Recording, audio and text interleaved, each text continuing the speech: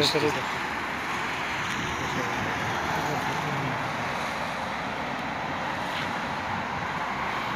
तो गर्मी नहीं लगी। मौसम अच्छा है लेकिन हम थोड़ा चढ़ाई किया है ना, इसलिए गर्मी लग रही है।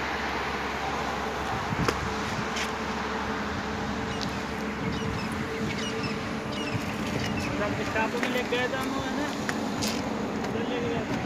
ये हमारा शागिर्द सुहेल है, ये शेख हामिद, ये शेख आबिद, ये अबू ज़र, ये हमारे रफ़ीक बेटे हैं।